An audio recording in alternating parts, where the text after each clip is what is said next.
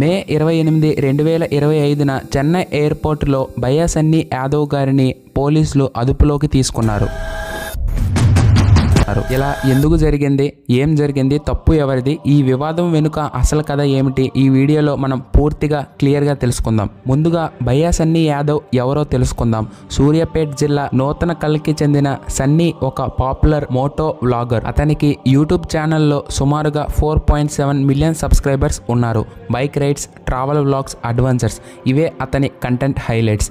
ఇండియాతో పాటు విదేశాలలో కూడా బైక్ టూర్స్ చేసి వాటిని వీడియోలుగా అప్లోడ్ చేస్తారు. యూత్లో అతనికి భారీ ఫాలోయింగ్ ఉంది. మే 28, 2025న చెన్నై ఇంటర్నేషనల్ ఎయిర్పోర్ట్లో భయ్యా సన్నీ యాదవ్ను నేషనల్ ఇన్వెస్టిగేషన్ ఏజెన్సీ NIA అధికారులు అదుపులోకి తీసుకున్నారు. అతన్ని ఒక అన్డిస్క్లోజ్డ్ లొకేషన్కు తీసుకువెళ్లి విచారణ చేస్తున్నారు. అసలు ఇది ఎందుకు? ఇందులో 2 ప్రధాన కారణాలు ఉన్నాయి. మొదటిది పాకిస్తాన్ ట్రిప్ వివాదం. సన్నీ యాదవ్ ఫిబ్రవరి 2025లో పాకిస్తాన్కి బైక్ టూర్ చేశారు.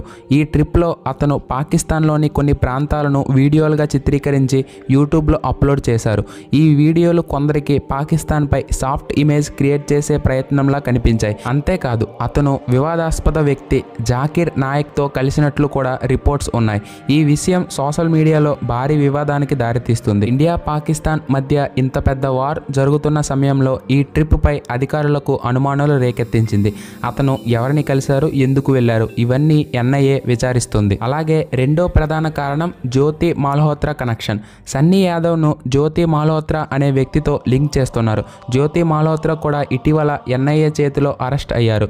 ఆమె పాకిస్తాన్ ఎంబసీతో ISI ఏజెంట్స్తో సంబంధాలు కలిగి ఉన్నట్లు ఆరోపణలు ఉన్నాయి. సన్నీ యాదవ్కి ఆమెతో ఏదైనా కనెక్షన్ ఉందా, లేదా అతను ఆమె సహాయంతో పాకిస్తాన్లోని కొన్ని రెస్ట్రిక్టెడ్ లొకేషన్స్కు వెళ్లారా? ఈ ప్రశ్నలపై NIA దర్యాప్తు చేస్తుంది. అయితే ఇంకొక కీలకమైన పాయింట్ ఏంటంటే అక్టోబర్ 2024లో ఒక ఇస్లామిక్ ఛానల్లో రిలీజ్ అయిన వీడియోలో సన్నీ యాదవ్ జాకిర్ నాయక్తో కలిసి ఒక ఈవెంట్లో కనిపించారు.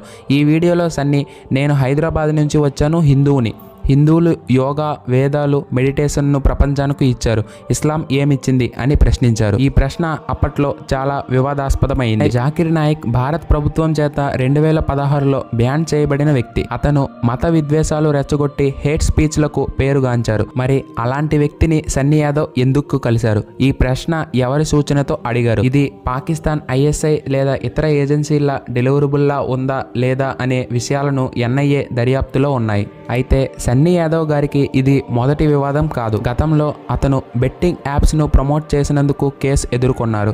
మార్చి 2025లో సూర్యాపేటలోని నూతనకల్ పోలీస్ స్టేషన్లో అతనిపై కేసు నమోదైంది. ఒక పోలీస్ కానిస్టేబుల్ మనోజ్ కుమార్ సన్నీ తన సోషల్ మీడియా ఛానల్స్లో బెట్టింగ్ యాప్స్ను ప్రమోట్ చేస్తూ యూత్ని తప్పుదోవ పట్టిస్తున్నాడని ఫిర్యాదు చేశారు. ఈ యాప్స్ వల్ల చాలా మంది యువత ఆర్థిక నష్టాలు చవిచూశారని, కొందరు తీవ్ర ఇబ్బందులతో ఎదుర్కొన్నారనే ఆరోపణలు వచ్చాయి. ఈ కేసులో అతనిపై లుక్అవుట్ నోటీస్ కూడా జారీ అయ్యింది. ఇప్పుడు అసలు ప్రశ్న ఏంటంటే NIA ఎందుకు ఇంత కట్ థ్రోట్ ఇన్వెస్టిగేషన్ చేస్తోంది? దీనికి జవాబు తెలుసుకోవాలంటే మనం 2008 ముంబై దాడులకు వెళ్ళాలి. ఆ రోజు నవంబర్ 26న జరిగిన దాడి ఒక ఇంటెలిజెన్స్ ఫెయిల్యూర్. అలాంటి ఘటనను మళ్లీ జరగకుండా ఉండేందుకు 2008లో NIA స్థాపించబడింది. దేశ భద్రత, సమగ్రతకు ఏదైనా ముప్పు వాటిల్లితే NIA వెంటనే దర్యాప్తు చేస్తుంది.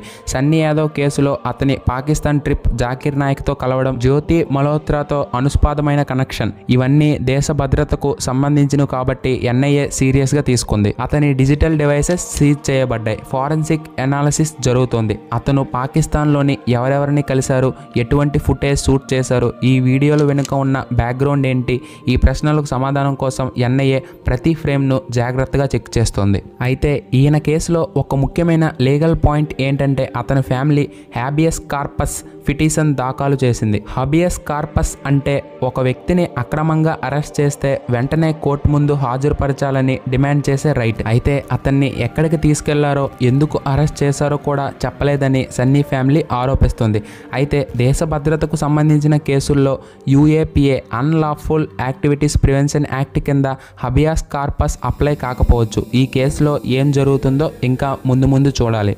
అయితే ఎందుకు ఎన్ఐఏ ఇంత కఠినంగా వ్యవహరిస్తుందో మీకు ఒక ఉదాహరణతో చెప్తాను, జాగ్రత్తగా వినండి. ఇటీవల రష్యా ఉక్రెయిన్ ఉదాహరణ చూడండి.